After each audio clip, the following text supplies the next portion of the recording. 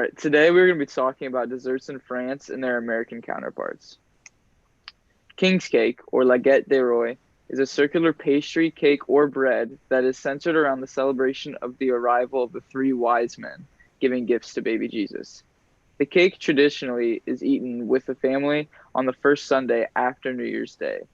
The ingredients in king's cake can vary, but a typical French version involves puff pastry, almond cream, eggs, sugar, almond meal, butter, vanilla extract, and flour. The cake traditionally will also have a plastic baby hidden within the cake, and the person who gets the baby in their slice is supposed to be the king or queen for the evening and wear a crown.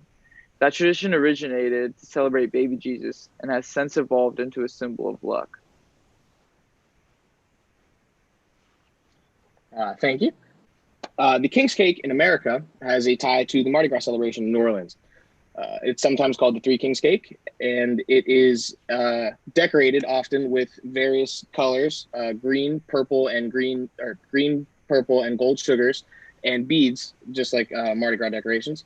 And they're supposed to symbolize the jewels of a crown that the three kings would wear on their journey to the baby Jesus.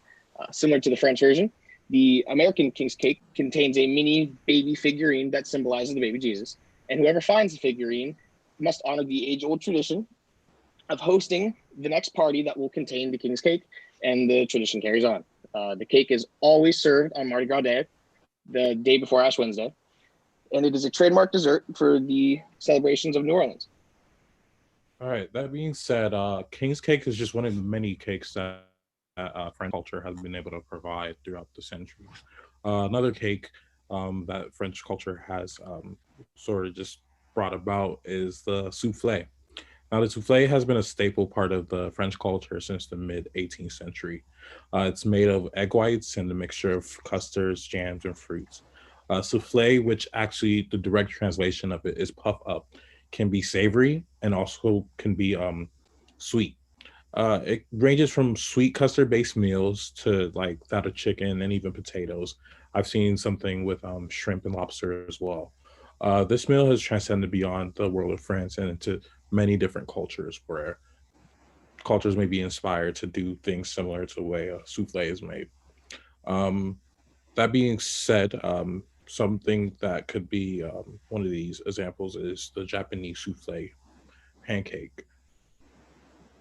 So it all started in the 1960s when a wave of upscale French restaurants began to crowd out the fine dining scene in America. So at the same time, cookbook author and television personality Julia Child helped bring French cuisine to the American home with her television shows and her cookbooks that were bestsellers. So French desserts such as the souffles were described by Child in her cookbooks and made by Americans who hoped to impress their guests with their knowledge of French cuisine. In particular, the souffle became extremely popular in America in the 60s. 50 years later, souffle has been adapted to American cuisine by incorporating the fluffiness of souffle into the American classic of pancakes. Pour moi, j'adore manger le dessert après le dîner. En France, ils mangent le dessert souvent pour une raison. Typiquement My pour bad. célébrer Keep des going. vacances. Le dessert en France est très délicieux, mais j'adore le dessert aux États-Unis. Désolé for the interruption, but uh, All good.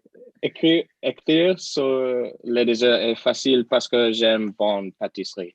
Euh, j'ai appris le français, manger rarement le dessert, mais ils ont des meilleurs plats.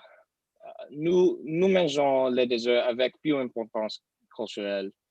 Les desserts français sont intéressants et ils ont beaucoup d'informations. Je mangeais du soufflé sucré et salé. J'ai préféré les soufflés salés. Je pense que les galettes de Roy est gros. Je pense que le soufflé aux poulettes n'est pas bon. J'aime manger les desserts avec du café. J'ai souvent cuisine français. En États-Unis, nous mangeons trop dessert. J'ai préféré les soufflés sucrés. So the three quiz questions that we've got for you guys is, why is King's cake eaten in France?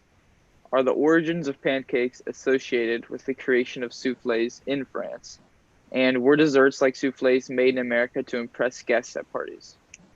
And then one question we want you guys to, leave thinking about, or just, considering is, do you prefer the French or Americanized version of these desserts? And that's all we've got.